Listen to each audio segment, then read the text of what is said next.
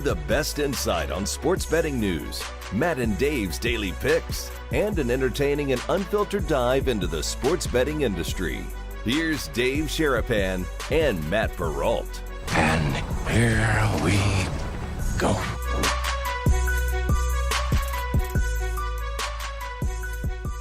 Happy Monday, boys and girls. What's up? Welcome into a Patriots Day edition of the Bostonian versus the Book. A lot of you probably have no idea what Patriots Day is. I'll explain it in a second. Live on YouTube and Twitter at Boston versus the Book. Sports Grid, what's up on the night replay? Good to see you guys here. Good to see you, Mr. Sharapan. How are you on this Monday?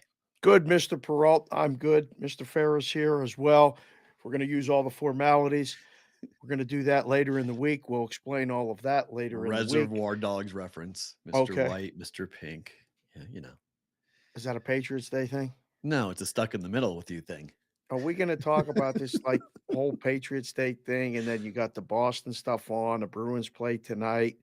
Everybody's under the weather a little bit. We're going to get to all of that. Yep. We're going to talk about other stuff too, or of just course. Okay. Basketball, hockey, baseball. Okay.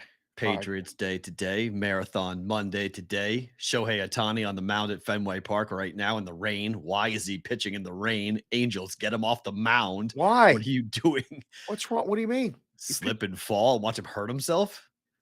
It's your turn to pitch. You pitch. You can't control the weather. True. All right. You show up and pitch. That's what you do. I don't know. It's kind of like a uh-oh moment. But Red Sox have the worst first inning ERA of any pitching staff in baseball. So the Yerfies for the Red Sox, right now, a pretty good bet. They have an ERA of 11 in the first inning.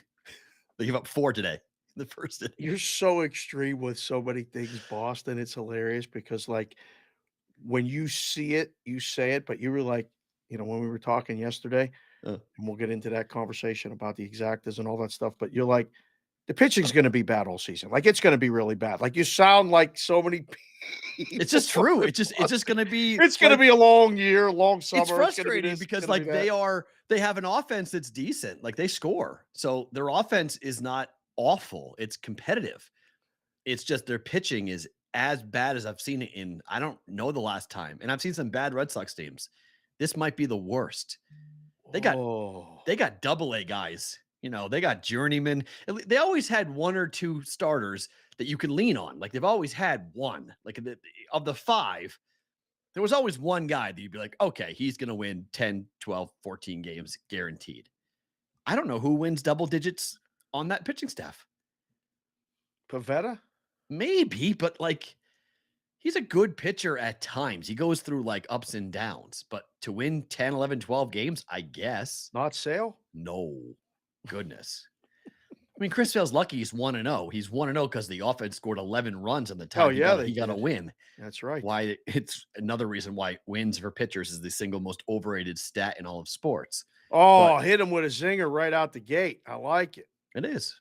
It's the most overrated stat in all of sports. If you're tracking wins for a pitcher, it means absolutely nothing. Chris Sale is a prime candidate for that. Example number 1 right now, that he has a win. He shouldn't have a win. He's been awful all year, but he has a win. So, it is what Bellows it is. On the hill today. You're not saying Brian Bellows not going to win double digits? Yeah, Brian Bellows should be in Portland, Maine, pitching for the Sea Dogs. That's where Brian Bellows should be. Brian Bellows should not be for the Red Sox. No. Brian Bellow with a B? Yeah. Like, is that Gallo with a G? Yeah, Brian Bellow. Maybe. Bad. He won't even make it to the All-Star break in the rotation, you're saying. Is that what you don't think so? I mean, Garrett Whitlock should be in the rotation. He pitched really well yesterday. Yeah, he did. He should be in the rotation, but that's, he's not winning double-digit games. Come on. So I don't know. I would bet the no for a starter for the Red Sox to have 10 or more wins this year. I just don't see it. So it's going to be a rough year, but Patriots Monday is a holiday in Boston, celebrates Patriots Day. It's the only state in the union that celebrates this day today. Banks are closed. Schools are closed. It's a straight state holiday. Marathon Monday. Is that like Nevada Day here? Very similar. Yes. Very similar. Yep. Okay. And it's, celebrating a different type of moment, but Nevada Day celebrating when Nevada became a state. Patriots Day is to celebrate, obviously, the day that the British left the city of Boston when the Redcoats were driven out of Boston. That's why it's celebrating for Patriots Day. I'm reading an unbelievable book that I've always wanted to read called The Tipping Point by Malcolm Gladwell. Yeah. And there's history about Paul Revere that I had no idea in that book. That's really interesting about why people listened to Paul Revere and how Paul Revere became who he became. Because there were two guys who went in two different directions. One guy went east, one guy went west. We don't know about the guy who went east. Right. We have no idea about him. Probably didn't make it. He did make it. He didn't know enough people. He wasn't as tied in. It's the book is fascinating about different people's personalities. You would love it if you haven't read it, because it's there's 3 types of people in the world and you are one of them, and it's really, really interesting. And essentially about people, because you know so many people and talk to so many people. Yeah. And if it was like me versus you, I'm more of a maven. I'm more of an information person. I'm more of a studier. You're more of a person who actually knows tons of people. So if I went east and you went west, you would be Paul Revere. I'd be the guy that nobody knows about. I can't ride a horse. Doesn't matter. Can you run? I'm working on it. I'm trying to get back into running shape. Could you run if you put your mind to it right now, could you run a marathon at some point? Like, say, in 3 years, not like tomorrow. But if you decide I'm going to try to run 26.2 miles, could you do it? I ran so much for hockey and baseball growing up. I had to learn how to like it, because I didn't like it at first. I couldn't do it. I couldn't spend the time that it would take. Physically, I could absolutely do it. But the amount of time it takes to train to do a marathon, it's not even like a mental thing. It's just I don't think I physically have the time to actually train. I could run a half probably, but to train, I mean, I've seen my dad, I've seen people in my family who have trained to run marathons. It's basically like you have your job, your family, and you run, and that's it. You have nothing else in your life if you're training for a marathon. I did that for a while, when like that was like a saving grace for me in some tough times. Oh. And I haven't done it for a while because there's just entirely too much going on, and sitting Right. and talking about sports takes time, because you got to prepare for it and you got to do it. So it's not like you can go, all right, I'm good today, I'm going to go take a couple hours and run. Right. But mentally, could I do it? Absolutely. I know a lot of people that have done it. The knee pain and everything else that comes with it, I don't know if it's worth it at this point. But if for a mental training exercise, if we said, yeah, let's do a BVB half marathon and run it next year in the Las Vegas Why? Rock and Roll Marathon. What? Right. What are you shaking your head for? You can't do Why? I could do it. Absolutely, I could do it. But it? why? I know you could. That's why I said it. Yeah, my favorite thing about today is I've started a new thing today that I'll explain later on in the show. Oh boy. That I started today. I love the chap nipple conversation with marathoners. You ever had one of those? Can't say that I have. I love that conversation. Marathoners, no one but marathoners love to talk about their nipples and how chapped their nipples get more than marathoners. Really? Oh yeah, the butter they put on them, or the grease they put on them, or the Band-Aids they put on them, or how ripped up it got during the marathon, or were they bleeding from their nipples when they were running? Oh, it's such an interesting conversation to have with mostly men. This is not really a female conversation; it's a male conversation, because women are more accustomed to these things. If they've had babies and whatnot, they think that we're a bunch of wimps. So I learned more about all of that with breastfeeding. Not myself. I wasn't breastfeeding the kids, but I was a big time coach, and I spent a lot of time with the lactation experts at the hospital. Which is my mother. I don't know how they do it, but I know more about breastfeeding than any male should, and it tells you a lot about me as a person. When you realize my mother is a lactation consultant, you're like, oh, that makes sense. It makes perfect sense. Now that anyone that's followed the show, and if you do follow the show and like the show, hit the subscribe button, hit the like button, all of that stuff. Get in the Discord. Where's the Discord again? bvbshow.com. It's growing every day. A lot of good conversations going on in there. We got the Wager Wire ticket thing. Yep. There's all kind of things. Lactation consultant. Is that like you put that on the W-2, like the taxes, the 1099? That's what you put. Oh yeah. My mom's been doing it for 20 years. Yeah, getting that baby to latch on, man. That's I mean, like when you realize that baby ain't gonna make it unless that thing latches on, or you're gonna have to go to the formula right away. There's a lot of pressure. There's a lot of talking someone off a ledge and laying down to different positions. I learned it all. I know it all. Yeah. I know all Ooh, about it. And it's been, it's one of those situations for me where whenever I have family, friends, people, male or female, when they have babies, I'm always like, here's my mom's number. If you need to call her, go ahead anytime, day or night. Go ahead and call my mom. My mom will answer the phone and she will talk you through it. You have your own personal elections consultants for you're anyone. giving out your mom's phone number? Yeah, because she's cool with that. I mean, like, as long, Oh, okay. I'll give her a heads up and Alright. say, hey, so and so had a baby. If you ever, my friend AC just had his first son. I'm like, hey, if Christy needs help, here's, expect a phone call at some random time. She goes, okay, absolutely. Like, all you got to do is tell her, like, hey, I have a problem with either the baby won't latch or the baby is having problems or the baby's not gaining weight or whatever the question or issue might be. My mom will have a solution in some form or fashion. Oh my. Yes, she knows a lot. So, and that goes to the brigade. I'll give that out to the brigade. If you guys ever have any questions or issues, I mean, my mother she's the head of lactation at the Newton Wellesley Hospital. So she knows what she's talking about in terms of those topics. As guys, we have no idea because there's more of you mentioned it. There's like a mental component to it as much as a physical A component. mental component. It's all mental. Yeah. It is so hard post delivering a child. Yeah. The way you either come out that way or through the stomach, whatever it Mhm. comes out like, oh, and then here you go. Make sure this baby eats. Here's a Boom. life. Right. What? You're responsible. Here you go. Yeah. Look, wait, what? Hold Hello. on. Time out. Wait, what? Yeah, I'll never forget that. I will tell that story when Madeline gets married. I will tell the story of her first night when my now ex-wife, but her mom was having real bad problems and a real bad reaction. She was passed out and the nurse handed me the baby and said, bye. And I went, wait, where's the nursery? There is no nursery. You're the nursery. Bye-bye. It was 7 hours. It felt Yeah. like literally 5 minutes when the nurse walked back in. I was like, okay, what time is it? She's like, 7:30, sir. I'm like, wait, what? It's 7:30 in the morning? She's like, yeah. How? Madeline spent the whole 6 hours together just hanging out. She and I, her first hours of Earth on Earth. Man, It was pretty cool. I will never forget that first one either. When they left that room, I mean, everything was so smooth, and then they were like, "All right, peace out." I looked at Jess and was like, "What do we do now?" Where are we going? Right. She goes, "I'm taking a nap. You take care of this baby." Amen to that, right? Yeah, she did all the work. You're going to sit there and deal with it. So it's very, very true. But yeah, so Marathon Monday today, it's always a really special moment. It's a 10-year anniversary. Obviously, it happened on Friday or on Saturday. We talked about it on Friday's show of the Boston Marathon bombing. Incredible E60 movie or I guess story that came out today.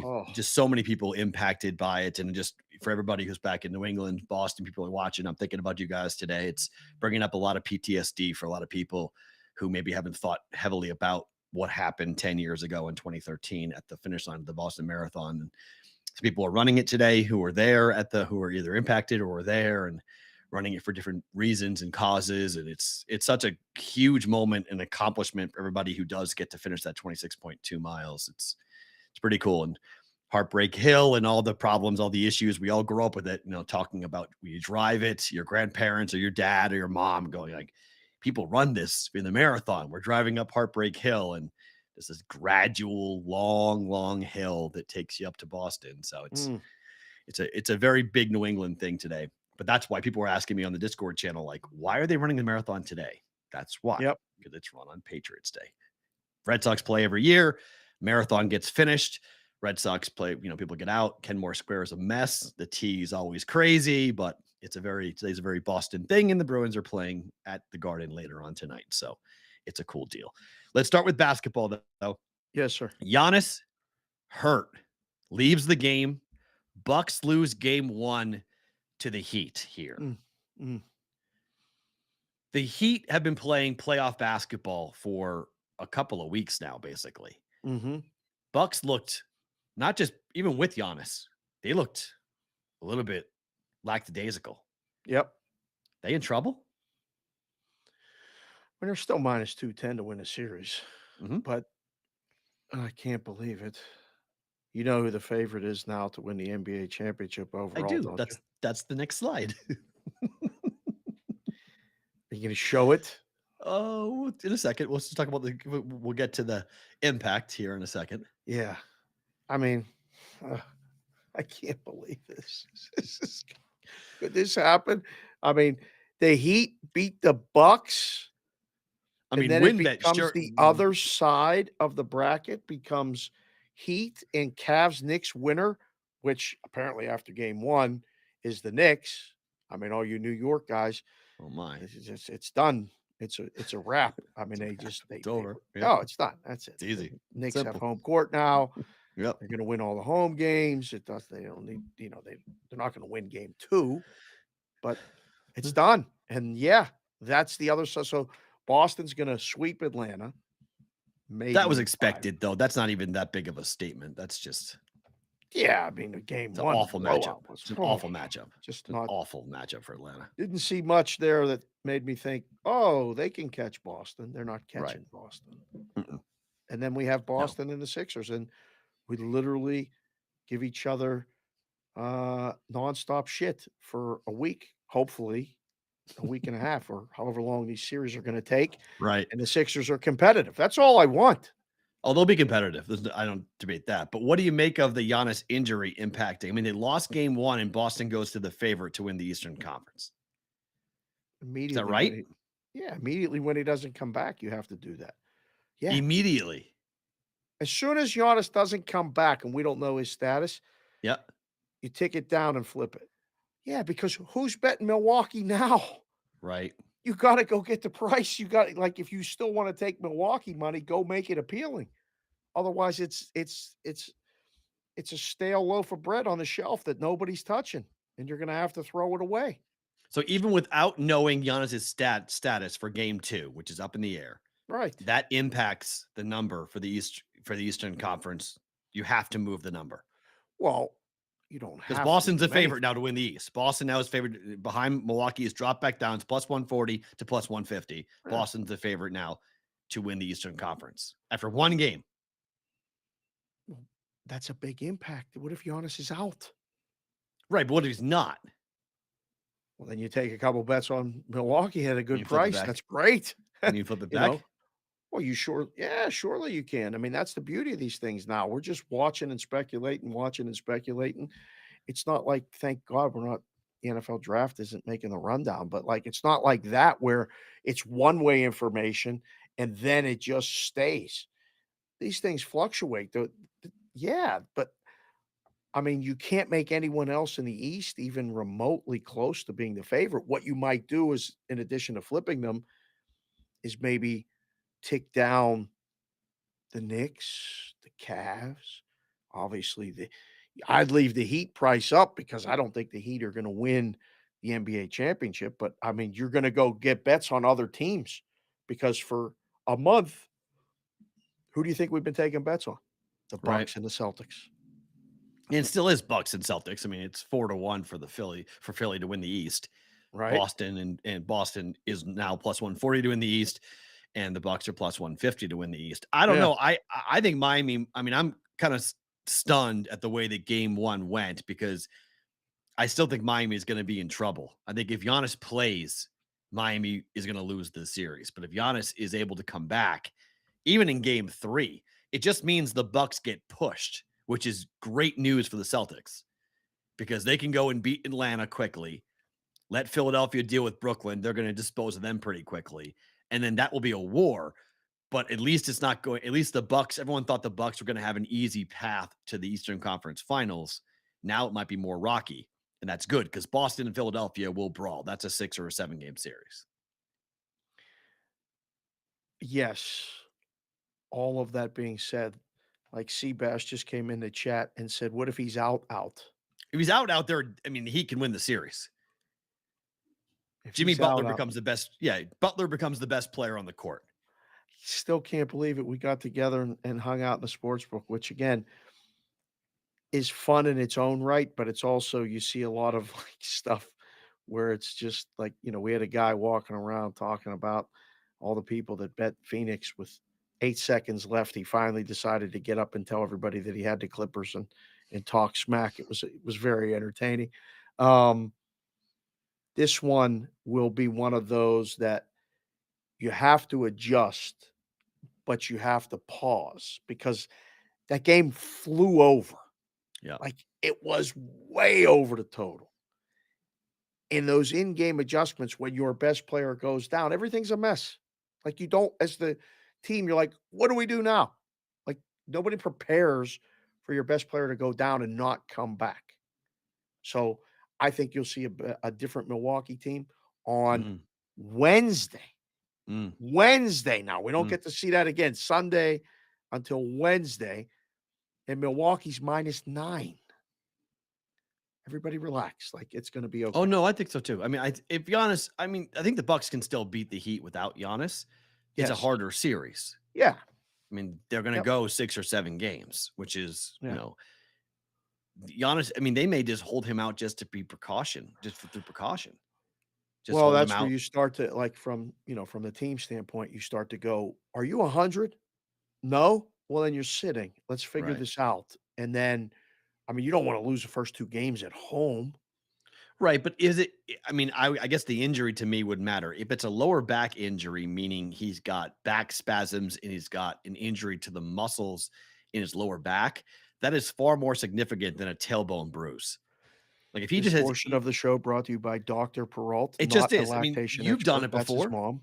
You've done it before. You've bruised your tailbone. You know what that feels like. I've done it before. I can tell you Been that I've had years since I took a charge. I don't wanna I've take got I've had charges both anymore. injuries. I've had both situations, and I can tell you without a shadow of a doubt, the tailbone heals pretty quickly. It's a soreness that you just gotta wear probably a padding around, and you don't wanna get hit again on it. It would stink. But a lower back injury can tighten up on the littlest of movements. It can Sneeze. Yep, you can A get s grabbed. The It's the worst. worst. It is and I've had it my whole life, and it can grab just Oh. from bending over to literally tie your shoes. Your back can seize up, and then you're on your back, and you can't move for hours. I'm stretching So, just thinking about my back tightening up. Don't yep, don't don't even put that shit on me. it sucks, and so I've had it, for a long time, and if that's what it is, if it's a lower back injury, I'm far more concerned about Giannis than I am about a bruised tailbone. Bruised tailbone, I think he'll probably play on Wednesday. Give him 2 days of ice and rest and treatments, and he's good. So, what is the injury? I really want to know because it looked like it was a lower back injury, not a tailbone. Even when the tailbone hit, he was walking gingerly like his lower back was spasming. The worst. So we'll see what it is. I wouldn't play him though. If it was lower back, I wouldn't play him. I'd sit him for a couple of days, a week or so to get that thing really correct before you go and play again. The Lakers won game 1 on the road. And if you're a Laker fan, I mean, I'm just going to tell you guys, like, you look good. I'll give you guys credit. You guys look good. But can you please tap the brakes just a little bit? The What Laker what fans do you are mean? out. What? I mean, What? they're already putting them in the Western Conference Finals. Well, of course, they beat Memphis, and then, 2-7 gets the winner of the 3-6. The winner of the 3-6, we don't know because it might be Sacramento after they won game 1. We'll get to that series in a second. But, oh, yeah, like, the Lakers just do what they do. AD couldn't feel his arm, and then all of a sudden he could, and they took over in the 4th quarter. What'd they close out on, a 15-0 run or something? Look, I No agree with jaw. that. You wanna talk Yeah, about injuries. they're No better jaw. without him. They're better without him. They're better without Ja Morant. They are. There's a better. They move the ball more. They play more competitively on defense. Oh. I I just personally I don't think Josh shouldn't play. That hand injury looks nasty. Mm. He didn't do what I did. Luckily, I pinned when I went up and I went down. I pinned my fingernail to the back of my wrist. I pinned it all. So I ripped everything on the inside. He bent the whole hand. He busted his hand. So that I think is and the Tyler Hero injury. We didn't mention that, but the Tyler Hero injury for Miami is a pretty big loss with a broken hand for him. Right. But uh, look, I think the Lakers are going to have to prove it to me and everybody else that they can get 50 plus points out of 2 role players. Rui had, I think it was 6 games of 20 or more in his career Yeah. in the NBA, Yeah. and he had 29 points in game 1 of a Yeah. playoff game. Yeah. Come on, man. Do that again. Okay. I agree with the Grizzly players that are saying, okay, man, do that again. Let's see you do it again. Well, how One about, game. how That's about that's Reeves? the difference. The difference between the NBA playoffs and the NCAA tournament is that if that was a tournament game, that's 1 game, 1 performance, you move on. This is a best of 7. Wow. I just got a stat right now from ESPN. Yep. LeBron-led teams are 27-2 when they 2. win game 1. Correct. And he was 3 and 14. Ooh. He was 3 and 14 in game 1s on the road in the playoffs in his career. Oh, so that's a done deal. 27-2. That's done. That's Memphis is toast. Minus 250 What favorite. happens Oh if gosh. Anthony Davis re-injures the shoulder? Well, if that happens, then Memphis is live. But according to those stats, and stats never lose, stats don't lie. Trends are your friends until they're not. This is a friend. Yeah, the To win Lakers might win is this done. series. I'm not going to debate it. I mean, Yeah. if they get roll help the way they got roll help, I mean, if Austin Reeves and Rui Hachimura combine for 60 points, yep, Lakers are going on. There's no way they're matching that because LeBron did not play great and AD didn't play great, and they're going to have better games, in particular in LA. Yeah. They're going to have better games. Yeah. So if the role players are stepping up and complimenting LeBron and AD, without a doubt, the Lakers are winning this series.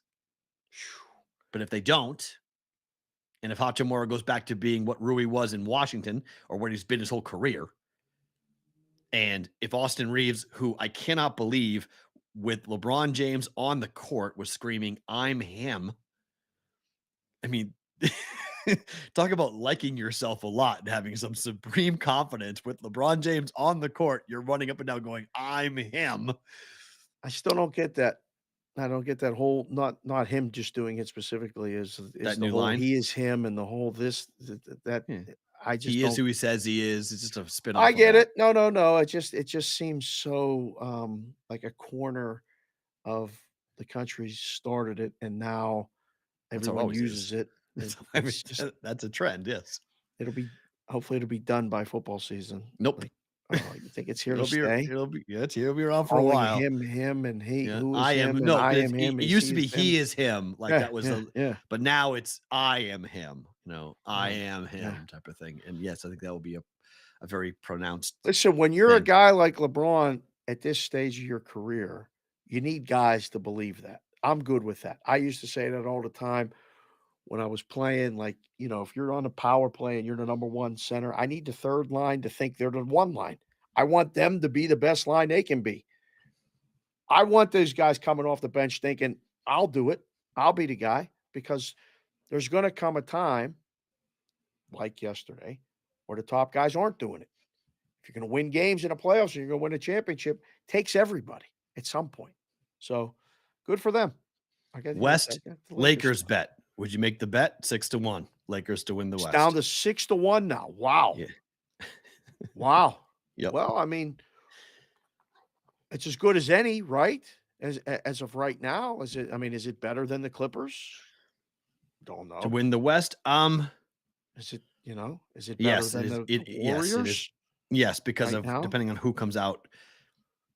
I'm frustrated with myself because I bet pre-flop, I bet the Suns and the Warriors to win the West, and I could get a better price today because I didn't think either one would lose game one. Well, those prices are going to fluctuate. I mean, you don't have Yep. to. I mean, I'm just looking. I pulled up the Western Conference right now. Phoenix plus 220, Denver plus 320, Golden State plus 380, and then the Lakers 6-1. Sacramento's 10, and the Clippers are 12. I got 385 on the Warriors. Sure. I got 195 on the Suns. Yeah, so there's not much change there, and they bounce back and win tonight, and when Suns win game 2, you're fine. You still have you're always trying to beat that CLV. We got to make sure we always beat that CLV, because that closing line value for you newbies. As long as you get the closing line value, whether you win or lose, it doesn't matter. I care about closing line value only for futures because I want to be able to play off of it. Right, of course. Like the play was, I think one of those two teams will be in the Western Conference Finals. That was my thought. Right. And then, okay, so I have one of those two teams in, so now I can bet the other side and I'll guarantee profit. Yeah, don't start doing that, because then everybody will come at you and talking about this and talking about. I'm just kidding. Oh, it's good. No, it's good. Yeah. Making profit is good. I don't know when that became bad. I mean, it's cooler to just, blast out your tickets and post that you're some gigantic sharp or something. I don't understand it. Go ahead. Sorry, I digress. I agree. Clippers and the Knicks both stole game one. Which one? Yeah, it's whatever. They went on the road. They weren't supposed to win it. Which one's got a better shot to win that win? Which one has a better shot to win the series now? Clippers over Suns, Knicks over Cavs. I would have to say the Knicks, right? I would agree with you. Yes. I mean, but the Knicks had a better chance before they won game one. They did. Well, Randall So played way more than we thought. looked pretty good too. I mean, they said Randall was going to play maybe 5 minutes. Played way more than that. That was Yeah. playing possum. They were playing coy with that. And I said it going in, I'm like, I can't bet this series because I don't know about Julius Randle. If I had known he was going to play like that in game one, I would have bet take the Knicks. Because with Randall, they should beat Cleveland. Donovan Mitchell had such a good game too, and they still lost at home. You have to wonder, like, someone else has to help. They went Garland's so got to many be. possessions in that Garland game. needs to be better. He's got to score more. Was such an easy under, Yeah. looking back. I It bet was that. a Yeah, I bet that. Yeah. dead under. And I said it at some point, like first team to 100 wins. Mhm. Sometimes I'll say that, like meaning it's going to be a low scoring game, but literally the first team to 100 won. I mean, it was just one of those games. It was like possessions were long and dragged out. Quality shots were hard to get. Well, did you see the Multiple in-game early? opportunities for rebounds? Insane. Would you see the in-game? What happened in the first 5 minutes? Of That which game. game? So of the Knicks and the Cavs, because I was on the under 217.5 in that game. Uh-huh. The first 5 minutes, it ballooned to 230 Oh, because it started so fast. It came racing out. I did not see that. I was no. like, wow, because they couldn't miss. They scored like 20 points in the first 5 minutes. Like it went like it looked like a Suns game. Oh, And then it just after the first dead ball TV timeout, screeching everything halt. changed. Screeching It halt. just, Yeah. it just both defenses grabbed a hold of the game, and it was not even a close over. I mean, it went way under. Yep. So it's another one of those things where if you're watching a game in game and you're seeing what the closing line, what the total was, I think it closed at 215.5. And then you see the number jump up like that because of the fast start. If you thought the under was in play, if you think the under is going to be in play, you could continually bet the under and have a decent opportunity to cash it all. So Some would term that chasing, some would term that investing, some would term that, spreading out the investment, whatever you want to call it. yeah, Those in-game fluctuations are amazing in the first 5 to 10 minutes of the NBA. When it starts slow, it drops so quickly. When it starts fast, it goes up so quickly. You have a lot of opportunities to just set up a middle, double your position, get out of a bad bet, whatever you need to do. But you're right. Those things happen fast. Philly is laying 10 tonight to Brooklyn. Total is 213 They are. with a double-digit line, the total being 213. Yep. You give Brooklyn any shot here? Because Nope. game one was a complete mismatch. Brooklyn has shot the cover. Brooklyn shot the win. What are you saying here? Neither. Oh, you don't think either one is happening? I mean, at some point we got to reach a number where they cover. No. The one by 20 in game one, probably a similar number tonight. Wow. Alternate line. You can lay more points and take plus money. I wouldn't, but you can. Right. I wouldn't. I mean, You could wait in game and try to lay a little bit less. That's not a bad move either. But I'm going to say this, and I've been saying this on the Juice for a while. It's like, because I do an overnight podcast, but I find it almost malpractice to recommend a bet pre-flop in the NBA. We've been talking about this for months. I mean, it's almost doing your audience a disservice by saying bet this before the game, because they're giving you the answers to the test, and they're saying, if you do bet it, like somebody got upset at me the other day and they're like, I have a life. I can't do what you do. I can't bet I can't bet the under and then hope to come back with the over if it starts off slow. I have a life. And I'm like, I totally understand that. I get all that. Right. But you have to understand, if you're going to bet money on a game, you might need to clear off 2 hours of your day if you're going to want to win, or just accept the results for what they are. If you're going to bet it pregame, right, like there's no, listen, we like all tonight, have betting a the life. Warriors.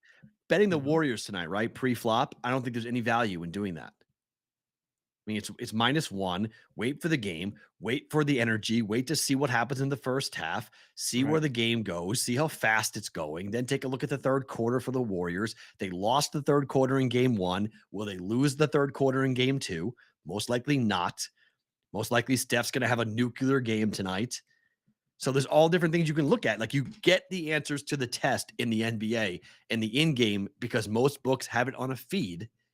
It just goes ping pong. It goes all over the place. Yeah. It really does. It gives you such an opportunity to take different positions and bet on different sides. Totals. I mean, you have to sit there and watch the game, but like if you're betting and there's a better way of betting, and we're telling you there's a better way of betting, the old way of just betting a game pregame and just letting it ride, you can do that. But in the NBA, I don't really think that that's a good way of approaching it. I had a very good conversation with a friend of the show, Johnny P. Perrault, who's in the chat, by the way. Hello, John. Hi, John. We were up late discussing NHL, which you and I are going to do here shortly, but he's been tasked with doing the in-game NBA. Oh. And I said, "Oh, how is it?" He said, "Yeah, it's one of those things." And I was like, "Yeah, it is one of those things." There's so much volatility. There's so much fluctuation. And doing it and trying to make a bet is just as hard as trying to put up the line and allow people to make bets. It's so fast. I mean, and then we were sitting there almost at the, impossible. we were with Red Rock yesterday. I had 225.5. I had the over. So it's Which, crazy. by the way, I'm sitting there with 3 sheets of paper, a pen. I'm writing down different prices. He brought his notebook. We're supposed to be kind of talking back and forth. I did. In this game, I know you did, but watching you watch that game and check the total, how many different totals was that total just in the fourth quarter? So we go into the last minute of the game, and I'm trying to go and figure out how can I needed 16 points. Oh, it was tremendous. In the last minute of the game. 107 on the clock. So I'm like, it's 107. I need 15 points. I can start planning this out and watching it.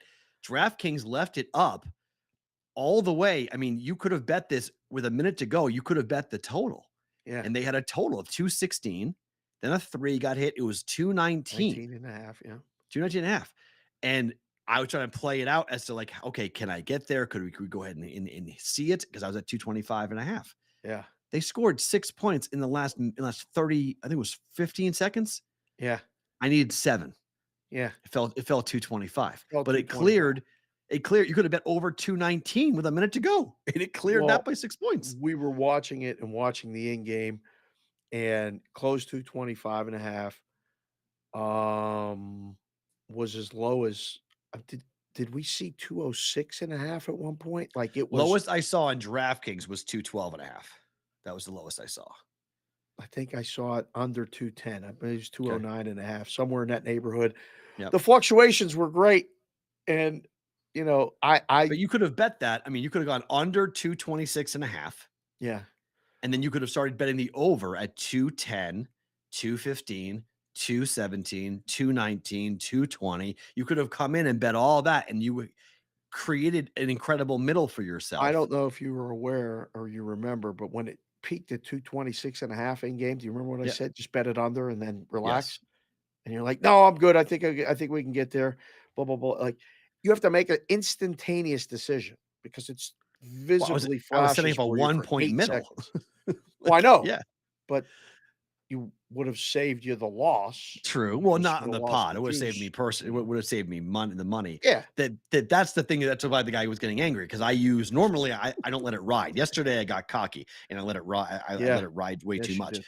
But I normally would do that. I normally would just punt out of the bet and go, okay, this is going to be crazy. He's going to fall right in the number. I'm going to get out of it. And I tell people in Discord channel or I tell people on Twitter or whatever, like I'm going ahead and betting this. And people are like, I missed it. When you said to bet it, I missed it. And I'm always like, well, yeah, but like, you can't just listen to me. Like you got to do some personal responsibility to watch this yourself. Like you have to know when to fire on your own bets versus waiting for me to fire because I don't win all the time, not even close. You know like this. We talked about this. We're not giving people fish. We're teaching people how to fish. That use that expression. Yeah. This is how it works. If you have a life and you can't do it, don't. Right. If you want to learn, get the app, and you don't even have to make bets. Just watch a game with that app open and watch the fluctuations, and you'll go, wow.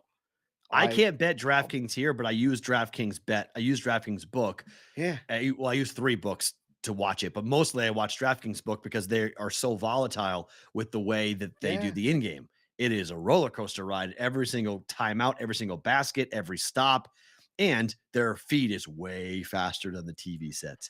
And you will see how far ahead the book is. Johnny P just came in the chat, said just make sure you have the stadium feed. You're at a detriment in that regard. Yes. Way. I mean, we were watching it. It was 30 seconds. I mean, they're minimum. Yeah, ahead. I mean, way ahead. So you see what's going on. You can watch the game.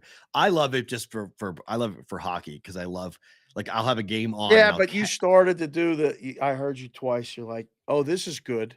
Like you looked up at the thing. You're like, oh, this is good. And I love it. It's phenomenal. Like, don't be that guy. Well, no, but in front of you and that couple behind us, I mean, their combined age was like 160. And you're calling out the shots. They thought you were Kreskin.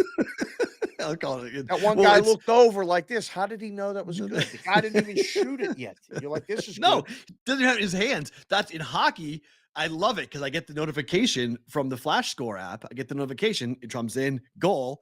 And so I'll be doing stuff around the house and then I can go turn and watch the game. I go, okay, who scored? And I can go and watch it. I'm like, oh, this is great. It's phenomenal. I absolutely love, if you haven't done this, watch the games tonight.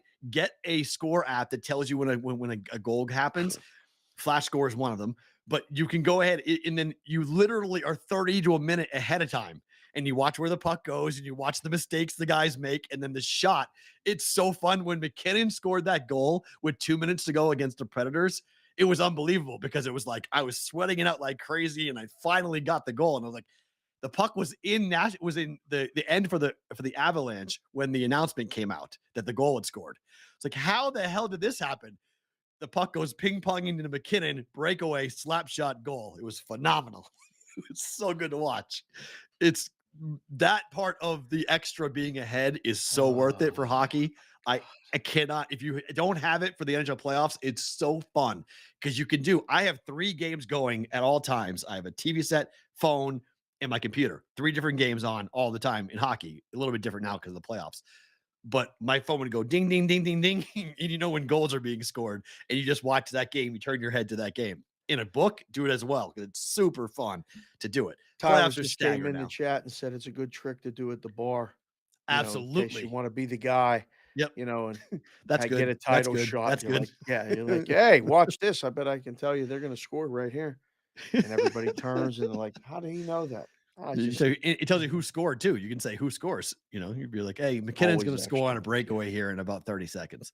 Yeah. What do you mean? He's going to score on a breakaway in about 30 seconds. And you just sit back and watch and didn't goal.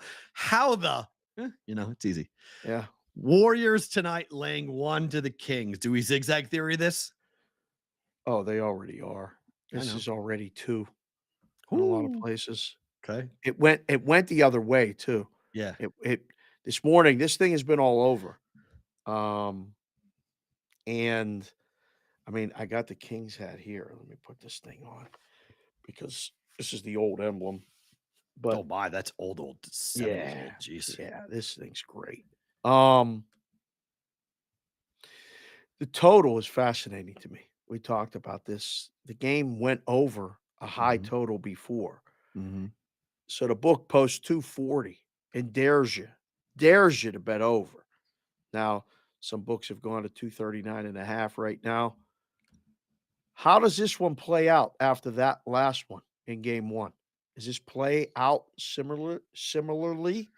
I don't think they can play any other way. I don't think so either. Right? This is another over. Yeah, I think that they're just going to play this the same way that they have played it. It's going to be wide open. It's going to be a lot of fun. This could be the best game of either NHL or NBA playoff games tonight. Energy is going to be outstanding. Edmonton, LA is going to be a great hockey It game. is. I think this game might be better. Time.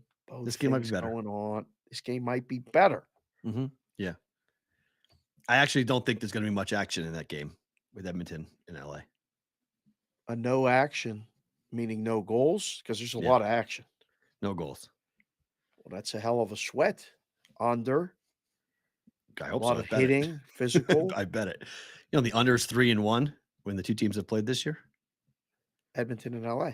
Uh-huh. Yeah, especially twice in the last week, right? They played twice in the last week of the regular season. Very recent.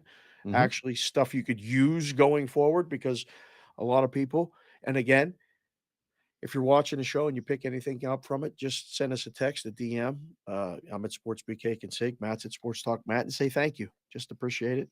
Get in the BVB Discord if you have Skinner, to. we'll talk about it later, but Skinner's goals against in 4 games against the Kings is 1.78. He played in all 4. Mm-hmm. I thought they played early in the season when Skinner wasn't on the team. I don't know. What do you mean? Skinner's always, he didn't join the team mid-season. What? Skinner for Edmonton. Yeah. He's played all 4 games against the Kings. He was an in-season pickup. Yeah, it's according to the stats. He played 4 games against them. Okay. Maybe he played 4. Maybe he played. Where was he prior? Maybe he played against him earlier with the team he came over from. Skinner was. Can't think of it off the top of my head right now. Okay, he played 4 games this year against Okay. the Kings. He's got a 1.78 goals against average. Excellent. I don't know. This is the zigzag theory, for you guys that have never heard it, is when the team loses a game, they bounce back and win the next game. Mm-hmm. You ping pong the bets. This is a perfect opportunity to do it. And the market has spoken this morning already. They laid it with Golden State. So there's all 2s. There's 1.5 left. Do you like a side? Yeah, I like the Warriors. Yeah. Makes sense. It makes sense. I just give me the way that game ended, the way that second half went. I'll sign up for 7 of these. I agree. I think this is where the zigzag theory makes its mark. But again, I don't want to bet it until I see. If I can get plus money on the Warriors at any point in time, if I get +4, +3, somewhere in that range, I want more than a possession on the Warriors. That's the time I'll bet the Warriors. Well, listen, you guys back east, this is a 10 o'clock Eastern start, 7 o'clock Pacific. Put the kids to bed, open up the app, make sure your account's loaded up, because I think there'll be a zillion opportunities to do it. I mean, and replay on Sports Grid, you guys will be able to, have the beneficiary of, the game being over and saying, those guys were right or those guys were wrong. Either way, thanks for watching the show. But I think this will be a fun game and numerous betting opportunities. Agreed. Okay. Stanley Cup playoffs begin tonight. They do. Is this the best pro tournament that we do? I've said this for 40 years. Yes. You? Because it's the Cup. Yes. So wait, you got the Knights t-shirt on because it's the Cup and the Bruins hat. Yeah. Is that your Stanley Cup final, sir? Is that the one you want to see? Oh, I want to see it because it's a 5-0 5-game win for the Bruins. So I would love to see it.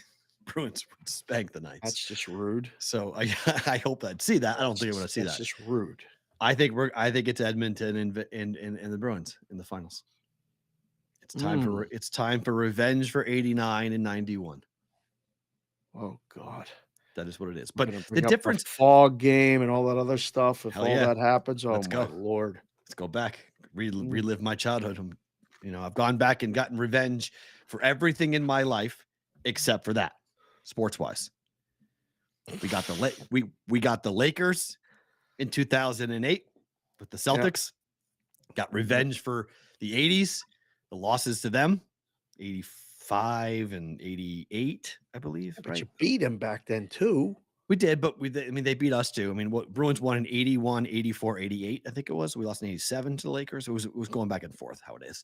So we got revenge for that. One Star Gorov just came in and said the Knights over the Bruins in 6. That's his new nickname, One Star Gorov. It is. So he's lost all credibility. So I can't. Sorry, I'm like I can't listen to you, my friend. So your trumpet went.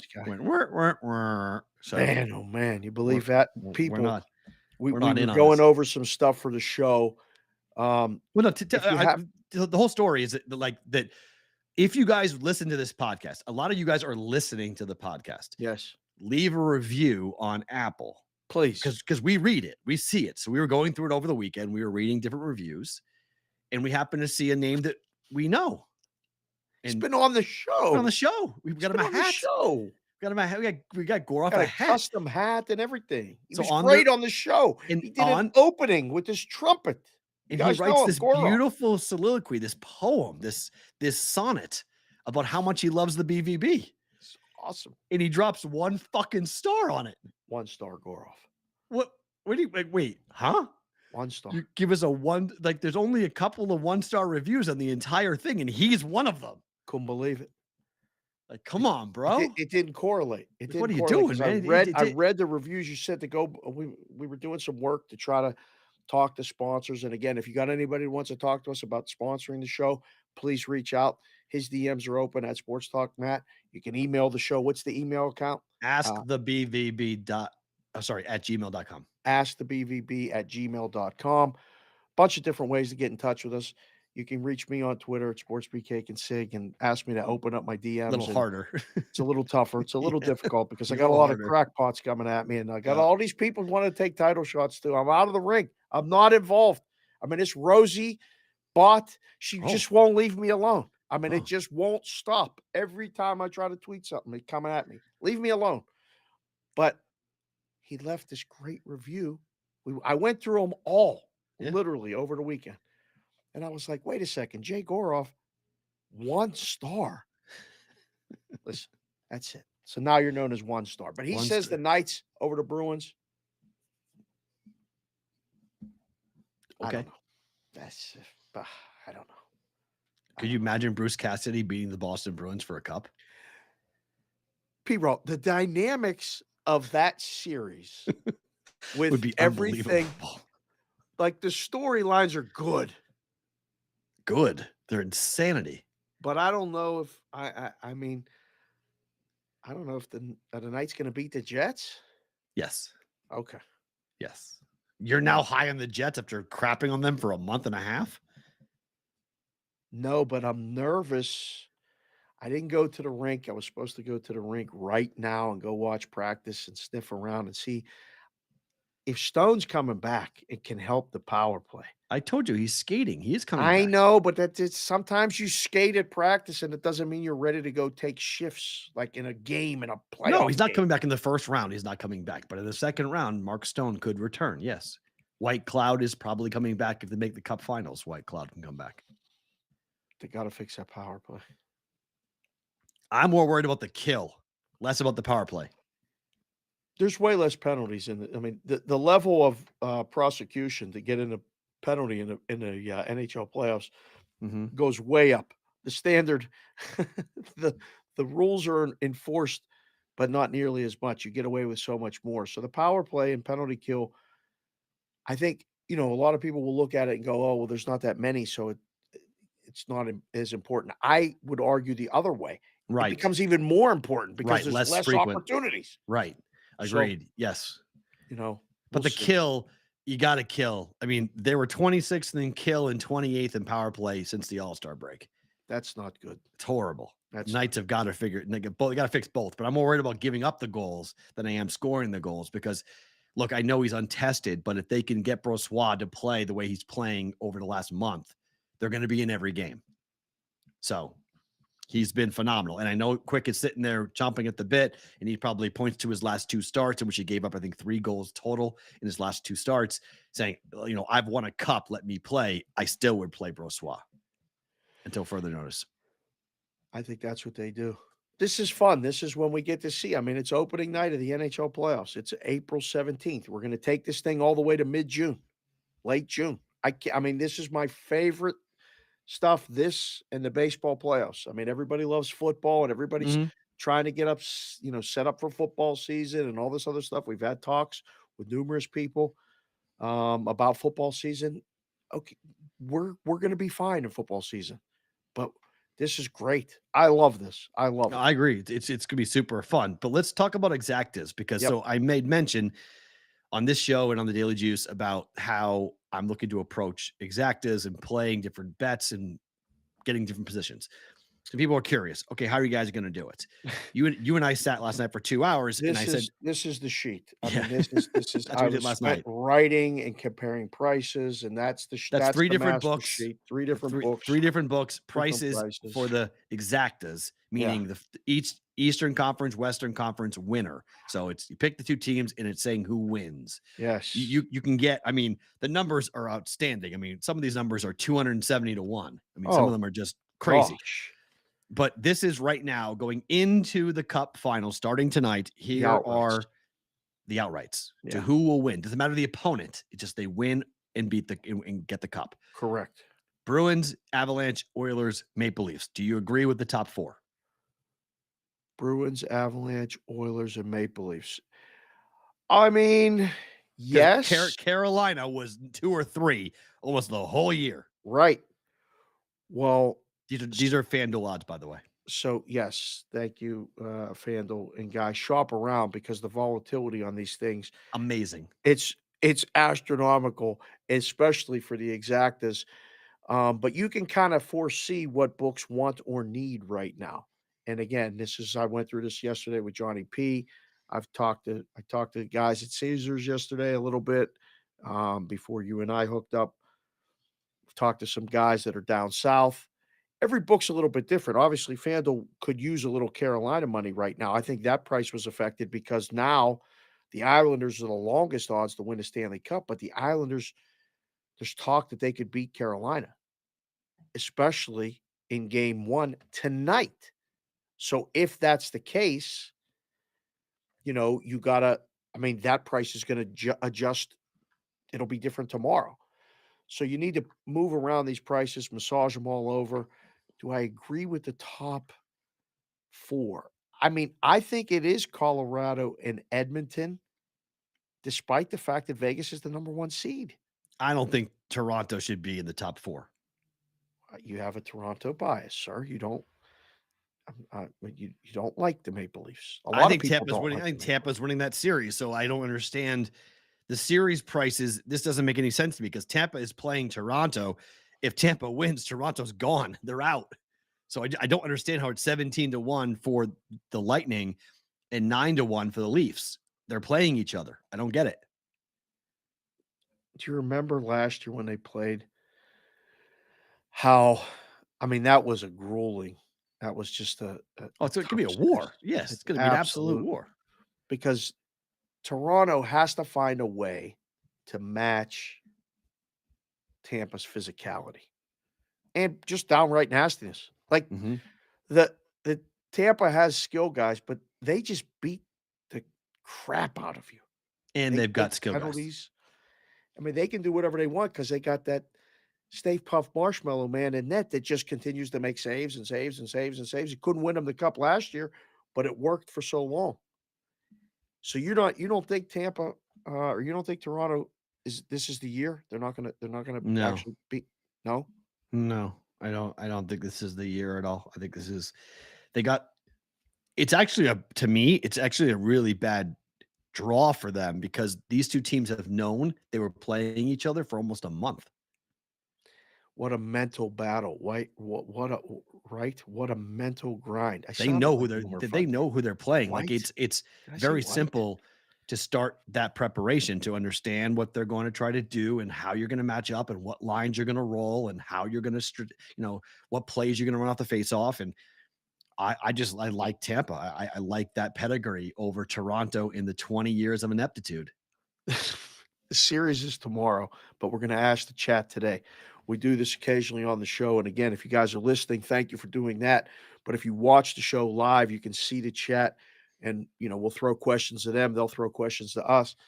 Tampa or Toronto win this series? Who do you got? We got a lot of hockey fans in here. We got a nice big crowd in here watching the show right now. Simple. TOR or TAM? Who do you like to win the series? I think you have to do multiples, though. You know what I mean? Like you have to do more than just Boston and Vegas. Mm-hmm. I think just to leave yourself out. So, you can single one team, but it's just like betting horses. And, we'll be talking about that with the Kentucky Derby coming up in a few weeks. But I think you have to, give yourself multiple opportunities to get to the window. Do you prefer one over the other? I like exactas because I like to be able to play off of it. Yeah, you leave yourself more options. Oh, wow. They just said that the YouTube feed is back. Is that Oh, possible? yes. We're not Just moving just on a it. I don't just a know. glitch. Oh, now we are. I don't know. So All right, very good. Let's, maybe just been Farra's internet maybe had something wonky in it. right. That could have just been an internet buffering thing. And then Okay. it cleaned up. We're back. So Yeah, the good. boys are back. Everybody's back in the chat. That was a good little interlude. If we ever have to insert anything in there, we can do it. That's pretty good. I like what we're doing there. All right, very good. So is that so? Yeah, that's why I personally would prefer. I mean, you can do that off of the forecast thing too, off the matchup. You leave yourself less of an opportunity. You know what I'm saying? Yeah, I mean, I think that the one thing that's different about the NHL playoffs versus like the Stanley versus the NFL playoffs, like what we're doing with the Super Bowl, is that these are longer series. These are best of 7 games. These aren't this is not a sprint tournament. This is a No. long tournament. Yes. So like, I don't feel the same level of pressure No. to bet like the Bruins exactas right now. No. Mm-mm. So You like, don't. No. I can wait because I don't think there's going to be that big of a difference. I can bet the Bruins in series. I can make money in the early rounds without having to bet the exactas. Correct. So that's what I did when we sat there last night. I started looking at the different options and going, okay, I like the top 4 teams out of the West, but I know that at least one of those teams is going to get eliminated because I don't know what the Stars or in the Wild, you get to go top 5. But like the Wild, if the Wild beat the Stars have some crazy long prices. I don't really think you could throw down on them right now. I think the Stars are going to beat the Wild. So maybe you can go ahead and you want to take those right now. But I don't have to bet the favorites because I'm going to watch the first round and then the numbers are going to fluctuate from an exacta price. Right. And you can come in and bet them at different times. So like, I don't feel the same level of rush. Urgency. Yeah, to commit now. Nope. On these exacta prices as we go because the opening round still has so many. Now the prices are going to change, but we want to get to the window. That's what we're trying to do. We're trying to cash. So I'll give up a little bit. You know, the Bruins might go from 21-1 to 16-1. Okay, like I'm okay waiting to see what happens with the other series before I come in and buy that ticket. Last year, when I did this with the NHL, I did it after the first round. Okay. You learn so much watching the first round. It's a different season. You lose 8 teams. I mean, it cuts it in half. Exactly. So you don't have to dive in. Now you lose 400-1. Right. Those You're guys never going to get, you're very rarely going to get those crazy ass numbers. So what I did in that experiment with the hockey, I took to the baseball. Now, I thought the baseball was wide open more than a lot of people did. And that's why I took the shots with the Phillies and the Padres, in addition to having a couple of the favorites like the Braves and the Dodgers. Mm-hmm. And looked at the bracket. That's why when we started looking at the bracket yesterday and go, all right, what can this be? And figure out that team from that bottom 4, whether it's Carolina, the Islanders, or the Rangers or the Devils. Because think about the Eastern Conference if the Islanders beat the Carolina Hurricanes. The Rangers Devils winner is probably going to go to the Eastern Conference Finals. So then the Bruins run becomes much easier. Well, it's one series they should get there to. So the Islanders knock out Carolina. You got to play to be able to match the Bruins and beat the Bruins. You got to be able to play defense. This is why I'm not worried about Florida, because the Bruins, the Bruins have played 4 games against Florida, and all 4 have gone over. And the Bruins have scored at least 3 goals in every single game. Yeah. So they don't have the defense. Like they need to play wide open hockey. The Bruins are not going to give up goals at home. And even to go 7, I expect the Bruins to protect home ice and win every game in Boston. So I don't think Florida is a legitimate threat to beat the Bruins. The Islanders could be with their defense and their goaltending. The Rangers, I don't think could be. I don't think the Devils could be either. But the Hurricanes 100% have a chance to beat the Bruins. You don't think the Rangers can beat the Bruins? No, I do not. With Igor?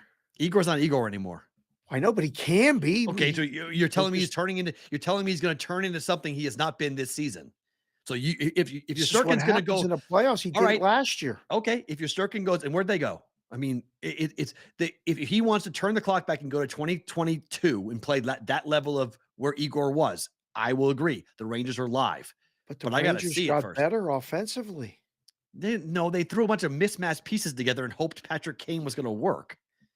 I just don't think the Rangers are. I think the Rangers are completely overrated. I like the Devils. I like the Devils. Okay, give me you New like Jersey. the Devils in that series? Yes, I like Devils in Wow. that series. Okay. Yes, I like Hughes. I like the youth. I like their ability to win on the road. I think that they don't know any better. Right. I like the Devils to beat the Rangers and knock them out in that series. And I think the Islanders are going to give the Hurricanes fits. I think that's going to be a really fun series. Okay. Hurricanes have just been leaking oil for some weird reason. They've not looked like the same team Right. over the last month. They have not. So, This maybe is they're true. tired. Maybe they got a bunch of guys who are banged up and nicked up. So we'll see. But I look at the Bruins, who now are dealing with the flu, which is not good, obviously. Right. But their depth, this is why they have depth, and they've got so many options. It's kind of stupid, the number. I mean, they got Taylor Hall. Do they want him, a former MVP? Do you want to play him or not tonight? Like, they have that option, or whether or not they want to start him. Right. But I just think that the potential run, I hope that it is Toronto. I'm pulling for the Maple Leafs to win because I don't want to play Tampa. I don't want to play Tampa. That's gonna be a physical. Oh, That's no fun. That's no fun. I that's don't gonna give be me one of feed those me the type Maple games. Leafs. Yes, give me the Maple Leafs. I think the Bruins, their number against Toronto over the last 5 seasons is stupid. Like, they just own the Leafs. Tampa's a whole different story. Man, we'll have to do it tomorrow, but we'll discuss Rangers and Devils more tomorrow. That series starts tomorrow. We'll get the chat's answers there. Vanacek's the key to that series. Tampa Bay and Toronto starts tomorrow. We'll get the answer to that one because I think there's Devils are minus 120 or 125. Like, there's a lot of two-way on that. Mm-hmm. A lot of Ranger bias, but yeah. Well, yeah, there's always Ranger bias. The Ranger fans are over the top. But I mean, I think that's when you look again at the series prices or the number of games in the series, they pick two that have 6.5. It's Rangers, Devils, and then tonight, Minnesota and Dallas. Tough. That's I don't know. It's tough. It's really because I don't know which wild team's going to show up. Nobody does. So that's why it's an unbettable game. It's an unbettable series in my mind. I like the Stars, but I can't. I mean, if the Wild go back to the team that they were 2 months ago, then they're going to be under everything, under first period, under for the game, under team totals. But they've been playing wide open offensive hockey for the last month and a half. Which game do you like under more? Because they're both 5.5. Islanders, Carolina, which is now under minus 130 or 135, like it says right there on the graphic, or Minnesota, Dallas under 5.5, which is under minus 120 right now. And I feel that's trending up. Not even a debate in my mind. Hurricanes under. If this goes under tonight, we might see a 5. Yeah, it's 100% the under. Is this an under series? Under series, under. But the Islanders, I mean, I only have one play on the Islanders Carolina game. We'll get it embedded or book it, but they were the worst team in the NHL this season to over 1.5 goals in the first period. Yeah. This is going to be a bet where you can make, I mean, the steam's going to come and it's going to rise every game because I think every game has the potential to go under in the first period. Like, these are 2-1 hockey games, 3-1 hockey games, the whole series. Otto just came in and said he's betting the draw every game there. It's a good play. It's plus 300, plus 400, right? Where it goes to overtime, yeah. Because you only need to hit 2. 2-2 is very possible. Yep. And you break even. If you get a third overtime game, I guess it's possible. I mean, why not? This is going to be such a tight series. Oh my goodness. It's going to be. And Stars and Wild could be if the Wild go back to being the Wild. But I need to see, and then because they're going to start Gustafsson tonight. That tells me that they're worried about Marc-Andre Fleury. And they know that most likely Ottinger at home is not going to give up many goals. So they got to play defense. And Gustafsson's a better goaltender than Fleury has been. Fleury makes more spectacular goals, but I mean, that's a pretty big tell in my mind that this game could go under as well. Yeah, this might be the take a shot with the game under -120 right now pregame, and then look to go over if they score fast. 3.5. If it goes, a scoreless first period or a 1-0, it drops so much, and I think you'll see it drop. A 1-0 game into the second period, the total becomes 2.5. Right. You can win the game 2-1 or 3-1 or whatever, and you middle the whole thing. Right. This is when it becomes, I call it soccer on ice with hitting. It's I love it. I love the playoff. Good checking. Yeah. The Bruins are -220, even with the flu. Their total is 6.5, under juice to -120 on this one. I almost bet the under this game. I came really close.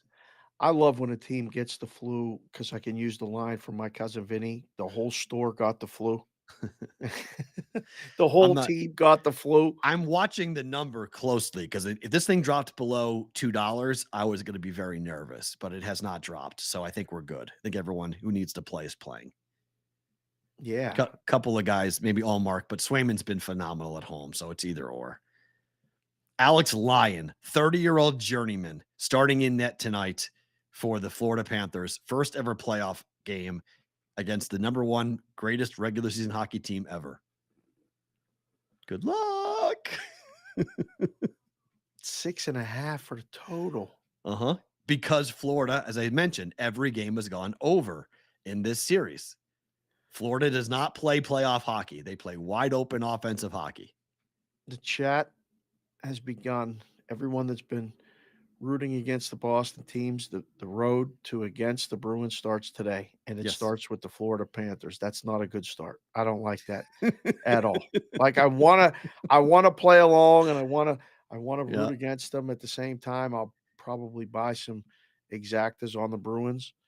There's no sense of urgency to buy them right now because the price is already low. These are all the favorite prices. I mean, we went through them yesterday. I mean, you're going to have to spend and get a couple different scenarios if you like Bruins Avalanche and then, Bruins Knights, Bruins Oilers. It's 3 different options. It's not that you're taking 20-1, 25-1, and 14-1 or 12-1 is the Avalanche. That's so low. Yeah. Right? Yeah. Ugh. Right. It's not. You don't need to do that right now. Right. You just let it ride. Let's see if someone gets upset or see if you get a crazier price or Right. I mean, it's not worth it buying it at the moment just because of where we are in Florida. I mean, again, they're having to start Alex Lyon because Bobrovsky has been awful this year. So okay, maybe Alex Lyon will, become Grant Fuhr and stand on his head and stop the Bruins. Maybe. But the Bruins play under games at home. In crucial games, the Bruins are 9-1 over the last 10 games to the under. Oh, it's annoying. They play playoff hockey. They got multiple goaltenders. They got this. They got that. It's so annoying. Like it's 4-1 they got final. all the answers. It's so 4-1 final. Bruins puck line if you want something extra. 4-1 final series or 4-1 final tonight? Both. I knew that. That's why I teed you up with that. Damn it. Both. Here we go. I'm gonna have to get Boston stuff. I got Celtic stuff, but it would pain me to get one of them bees. We talked about the Stars in the Wild. Oilers Kings. You think this is the game of the night? Total of 6.5. -110 on both sides. I love it. I am so excited to watch this game. I think it's a dead under. Agreed. I'm surprised that they used 6.5. I agree. I'm surprised they gave us the hook. I mean, they put 6. It's 6.5 flat. I mean, this is. I'm looking to play this thing under right now before the game. I'll be on Sports Grid. We'll be talking about it leading up to the game, and then who wins the game? I think the Kings are live in the whole series. I do. Wow. I think that I don't think it's a walk in the park. Awesome. 4-1. I'd be so. I mean, as a Bruins fan, I'd be ecstatic if the Kings won the series. I'm petrified of the Oilers. Really? I'm petrified of the Oilers. They scared the hell out of me. It's like they don't even have to worry about it. You got to get past the East. So for those of you guys at home, series is tied 2-2 for both these teams. 3-1, 6-3, 2-0, 3-1. Kings were at home for the 6-3. The two games at Edmonton have been 3-1 and 2-0. 3-1 and 2-0. Edmonton wins both. Nope. Kings won 3-1 in the first matchup. Kings won 3-1. Edmonton won 2-0. On the 30th of March recently. Right. I watched that game. That was a great game. It was just a great hockey game. I don't think it was an empty netter, but it was late. That game was 1-0 for a while. I mean, it's one of those things that styles make fights. We talk about it when we talk about UFC. We talk about boxing. We've heard that expression for a long time. This is a stylistic good matchup for the Kings. But it's growing. Last season was grow-up time for the Oilers. And the only thing they didn't have was a goalie. They got a goalie. Yeah. This is their time to get to the Western Conference Finals and win it and leave hope alive and bringing the cup back to Canada, which Canada, we love the fact that you watch the show and you like the show. I don't think the cup's coming back to Canada this year. I don't think it's happening. Tyler's asking questions. Should he come to Vegas to see you and me or go play poker in Tunica? Well, I mean, what kind of question is that? Vegas versus Tunica? Come on, bro. I've been to both. I've never been to Tunica. Multiple times. Come on, bro. Should we go do a show there? I would love to go to Tunica to do a show there. I can go to Memphis and go have my dry rub ribs. Oh, yeah. Let's go. I've not had Memphis Tyler barbecue can for help years. us arrange rooms there. We can go do a show there. Let's go to the Peabody. Let's go stay at the Peabody. Go look at the Ducks. Be phenomenal. Look at the Ducks. You don't know about the Peabody Ducks? Oh, the Peabody Ducks are phenomenal. They live on the roof. They're trained. They come down on the elevator. They walk on a red carpet all through the entire hotel. They get in the middle of this big, huge fountain, and they swim all day long. And at 5 o'clock, when time's up, clock strikes 5. They hear a bell. They all get out. They all walk on the red carpet right to the elevator, go back upstairs to their penthouse where they live. Every day? Every day. It's phenomenal. One of the best things about Memphis, the rooms are so small, they're tiny, but it's worth staying there for the Ducks alone. Every day there's a duck parade like this, and then they do it at the same time. They go. Amazing. I cannot wait to show Madeline. When I take Madeline there, she'll flip out. It's like the greatest. Kids lose their minds. It's so fun. I mean, I like to just go over here by our houses and just go look at the Ducks. Isn't that enough? We're going to go all the way to. It is, but they take you see ducks come out of the elevator. Ducks come out of it and they walk on a red carpet. It's unbelievable. It's so cool. They just waddle down and then they get on this and they just swim all day long. Oh my goodness. Okay. If you like old Southern charm, the Peabody Hotel is like. Please. Prop planing. Nothing. That's an up and down. That's a quickie. Guy might have his own plane, as far as I know. Oh, well, there we go. Or has a pilot. Who knows? Oh, yeah. Okay. Grand Salami is 23.5 juice to the over. Grand Salami is 23.5 juice to the over. Mm. Hello. Huh. Under. I think Oriole get some. Huh. Don't get the juice thing. I think that's kind of a, think, oh, it's been an over a year in the NHL. Let's bet the over. Right. So thing's frozen again. That's all right. We're fighting through it. We're fighting through everything we need to do. Close the it's weird because it's not on ESPN open.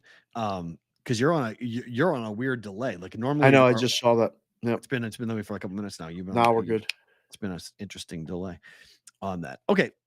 Major League Baseball today. Do the Red Sox have a hit yet? Do we know? No.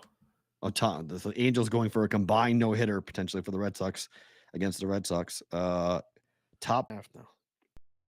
Under in a game with 43-year-old Rich Hill on the mound. That's on you. How many runs are the Rockies going to score against Red Hill? 5. And how many runs will the Pirates score on Freeland? Well, pitches the first 5 or 6 innings, maybe 2, 3. See, I think the under's in play. So a 4-1, 5-1. The bullpens thing. This is a first 5 under, right? That's what I said. Just first said. Yeah, 5 first under. 5 under. Yeah, stay away from the Rockies better, bullpen. Stay away from the Rockies bullpen. But I prefer, if you're going to, narrow it down that much, just do the Rockies team total over. First 5 team total and game team total over. Because I think they're going to hit Hill. Mm-hmm. When you bet the game over or bet the game under, you allow the bullpens, and you go in Colorado. It's different. Yes. And the Pirates lineup is hitting. Like there's games. It could go over, but yes, unders in play. Both first 5 and game. It's just the Hill blow up. You'll be talking to yourself if you bet the game under. Hey, by the way, Mark Stone has just met with the media and said, quote, "I feel really good and really confident. I'm excited to get back." Mark Stone might be playing in this series. Just FYI for the Golden Knights. He was saying if Stone plays for the Golden Knights, it would influence you.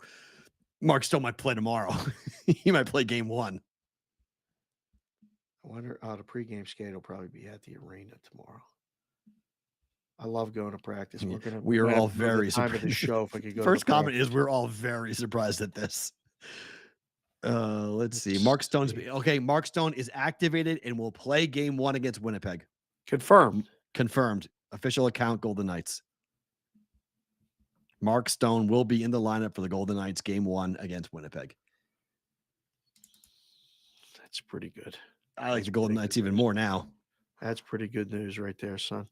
And not even from it's great to have a talent, but just from a leadership standpoint, to have him on the ice, to have him on the bench, to have him just be a part of the playoffs. Yeah. It's a big addition. It's a huge addition for the Golden Knights. Big for the power play. There you go. Big for Eichel. Eichel wants to carry as much of the load now. I hope they're getting enough practice time with that power play. I mean, the danger is, and Jay Park just came in and said it, you throw him in and he hasn't played. Now you mess up the line combinations and you change different things. It helps one line. It may hurt two. Sometimes these additions end up being a negative, but bringing Mark Stone back right now, healthy, it only helps. Physicality-wise, it's huge. Yeah. Yep. I mean, just to get after it physically, it's big. Wow. That's big for Vegas. Brewers have Burns going with Mariners flexing. I'm surprised it's 7.5 here. How do you feel about the total in this game between the Brewers and the Mariners?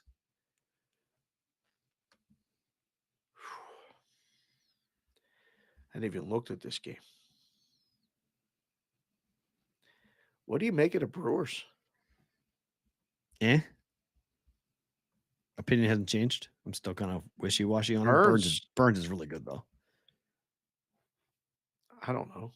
A couple places moved to 8 with underjuiced. Okay. 7.5. I mean, I'd rather go under 8. They just played a couple games in San Diego. It was a 1-0 games. It was all low-scoring, tight games. I think they go to Seattle and play similar games.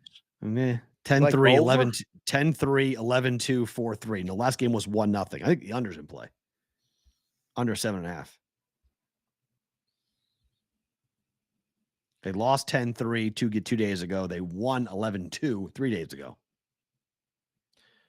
Yeah, I watched the 4-3 game, and I saw a little bit of the 1-0 game yesterday. They struck out. The Padres, I can't remember who the batter was, struck out with the bases loaded in the 9th. Ouch. There's been 400 some times that's happened.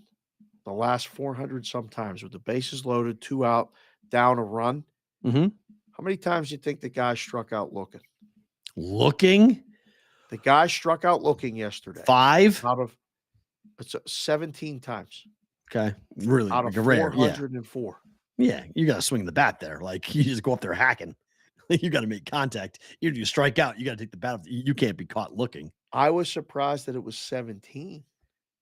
Like I That thought, high or that low? well, no, I mean, 404 situations where it's bases loaded, 2 out, down a run in the bottom of the ninth. I thought it would have been a little bit more.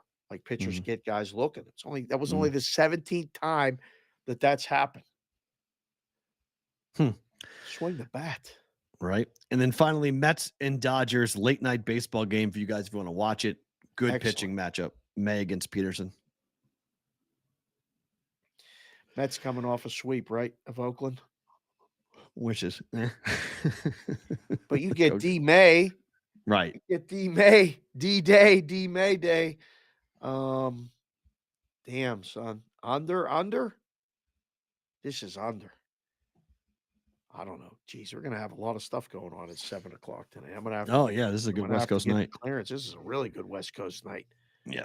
A lot of things going on. All right. Better to book it time. Let's do it. Bam, bam, bam. I made this bet a couple days ago. We talked about it on the show. Bruins money line to win tonight and Bruins to win the series -120 against the Florida Panthers. Good number. Good bet. Juice to 155 and climbing.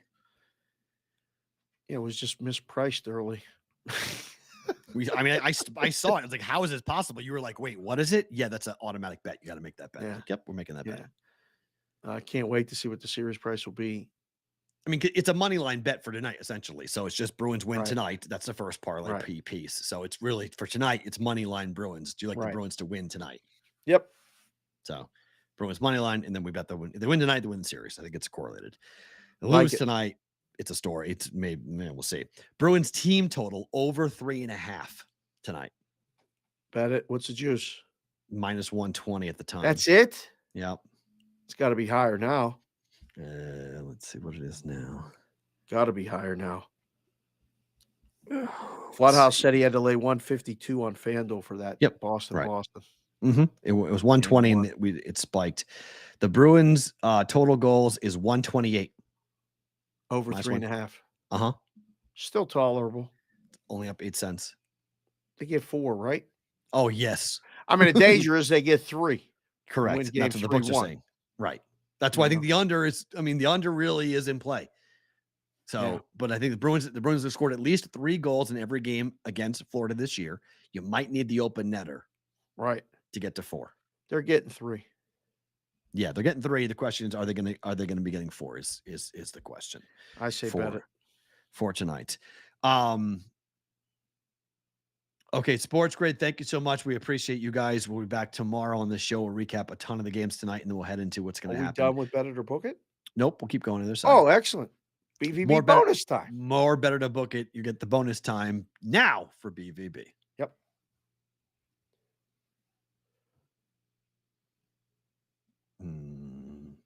No fun sound effect. Well, we were in the middle of Bet It or Book It. Oh, we can't play the sound effect in the middle of Better to Book It? No? No. Oh, okay. Let's go. Kings Oilers under 6.5 -110. I like this too. Mm-hmm. I think we bet this too. I think this plays out like the last 2 games that have the last 2 times these teams played. Okay. You? And yep. I think it's a 3-1 game. And then Yep. finally, the New York Islanders were the number 1 team. Only 40% of the time did we see an over 1.5 goals in the first period. They were 2-8 to the over going into the postseason. 5-5 for Carolina. It was only -120, under 1.5 goals. First period. Juice on this was -120? Last night. Huh. Let's see what it is now before I say. I mean, I can't say that I have to bet all of your plays today. That's no good. It would be right though, because I am going on this streak of winning, losing, and I was 0-3 yesterday, so it would make sense that I have a good day today. Oh, definitely betting this. Yeah, it's -125, -130 in a couple of places. I mean, the books need over, which is fine. I don't care what the books need. I'm one of those guys. I like to know what they need, but sometimes they need the wrong side too. FanDuel's at 136 now. They've juiced that up a little bit at FanDuel. Watching the fucking show. They're get watching BVB bonus time. If you guys are still here watching it again, thank you. You can get a little bit of an extra bonus How price about there. that shit? Yes, bet it. Yeah. All right, let's go with hockey today. Let's have some fun. I'm in gaming NBA and then baseball. I just whatever. I'll see you guys in May. Mm, I'm going to reiterate that today. mm, Just being alive is my favorite mm, thing about today. Pap is in the hospital. We got a lot of moving parts, but you people that do this job, I am just amazed every time that I go near a hospital, let alone in a hospital. I used to hate hospitals. As a kid, I only went to hospitals when people were sick or dying. So put that mental state of mind. But having had the stroke and survived it, Pap is at Centennial Hills Hospital where I was. So, like walking in and doing the whole thing and walking the hallways, I started to have that, like, wow. And you see people in there that are way worse off than you as I'm mm. walking through. And I'm like, yep, I get to talk about sports tomorrow with Perrault. Yes, these people are literally angels. I don't know how you do that job. If you people are in the medical field or know anyone that is, send them a text today and say thank you just for doing what you do. Because there is I don't know how if I had to do it, I don't know how I could do it because I take too much to heart. So thank you. And the best part about today is that one, we are alive in Mm. here doing the show. For me, a couple things that all kind of correlate. So today is the Boston Marathon, Yep. and it's a monster moment for my home city. Zdeno Chara, longtime Boston Bruins, one of the tallest men ever to play in the NHL. Big Z was just a staple. Won the Stanley Cup with the Bruins in 2011. Ran the marathon today. Finished the marathon. Pretty damn impressive. Yeah, he ran the marathon today. It's pretty damn impressive to see Chara go ahead and run that. So, in celebration of the marathon, the 10-year anniversary, and something I've wanted to do for a while, I've been waiting for today for the day I was going to start this. Have you ever heard of what the hard 75 is? The hard 75. No. Yes. So, this is 75 days of it's more of a mental challenge than a physical challenge, but there is a physical challenge to it. You do 2 45-minute workouts, anything you want to do in any way, but one of the workouts has to be outside. You have to drink 1 gallon of water. You have to abide by any diet you want, but it must be a diet. It can't be eat whatever the hell you want, but you don't have to have like a caloric deficit. You don't have to go through all of that. It's not about counting calories, but Okay. you have to just watch what you eat. So I've chosen the Mediterranean diet that I'm going to start. I started this morning, so it allows me to drink coffee and you can drink tea and the things because it has to. I have certain things I can't cut out of my diet or I'll flip out. I have to have caffeine. I can't Right. work my jobs without caffeine. So you do that. You take pictures of yourself and you go ahead and go through a 75-day, no alcohol whatsoever and no cheat meals whatsoever. So those are Okay. completely cutouts. Okay. So starting today, I'm going to go on this journey for 75 days. We'll see how I wind up doing. There's different versions of it, but I don't drink really all that much. So the Right. alcohol thing is easy for me just to say, Yep. okay, we're done with alcohol Yep. for 2.5 months. And the cheat meal thing will be not fun. That will be probably the most difficult thing for me to not have to get off the diet. Right. But if you miss a day, you cheat and lose one of it, you start all over again. Right. So you got to. That's why it's more of a mental thing than anything else. Yeah. But I got to limit. I can't go and have like big greasy cheeseburgers, but I can have steak. I can have meat. I can have, so there's Mhm. which diet you pick is really what matters. Yep. It's not really about that. It's more about the consistency of doing something, setting yourself up. So on the day of the marathon, I start that today. So I've already started it, was up this morning, did a 45-minute walk. I'll go to teach school, come back, go to the gym, bang out 45 more minutes lifting, and we'll be good to go. So Right. we start today. We'll see where I wind up going. I How I love end it. up doing it. No, I Gonna gotta do be that too. That's perfect. gonna be a Yeah. struggle. It'll be a struggle, but It ain't we'll gonna be see. a struggle. I, Now that I know you're doing it, I can just ask you, did you do it yet? well, I have. I mean, the beautiful thing about it is that there's going to be some nights where I'm literally going to be in the outdoors, out back, doing a jump rope for 45. I'll jump rope for Right. 45 minutes. Yeah. But it helps to train you that like we spend so much time idle and like you can do much more with the time of the day if you schedule it properly and really focus on like what you're doing. It's about sacrificing and giving things up, obviously, but for some people, giving up drinking is impossible. For me, it's pretty easy. It's, I've got bottles of alcohol in my house I've never touched. So Right. like, it's just not, it's not hard for me to give That'll that be piece the up. easiest thing you do. Yeah, that's not And hard the at all. amount of clarity that you get from it is amazing. Oh yeah. You Yeah. know, No, I mean, I've I done think the it, two and workouts it's are going to be the amazing. most, I think the two 45-minute workouts, and the one being outside come late May will It's be, easy. woo, It's it's easy. $110. Woo, I don't know. We'll see when the heat really shows up how easy I feel about going outside. But I can walk. So I mean, what the workout is, I don't have to run. I can walk in it. So it's not, yeah, there's ways of Just doing it, so. physically move. That's Yes. I 45 heard the minutes doc twice a day. say it again to Pap. You gotta move. You gotta physically, you gotta keep moving somehow. That's the something. secret.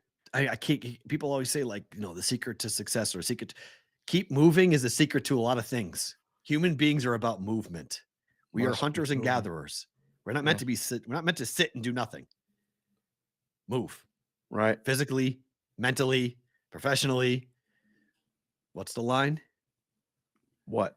Always forward, never straight. Always forward, never straight. That's life. Movement. That's That's it. movement. That's the key, the Always. secret to it. The secret to it. Yes. I know, for health, mental clarity, everything. So All of it. like this show, subscribe to our YouTube channel, leave a review on Apple Podcasts. So you happen to listen to this podcast. Leave a review. We do read it. We read them all. Multiple stars, please. Not like 1 star Gorov. Thanks for that, my friend. Gorov. Back tomorrow.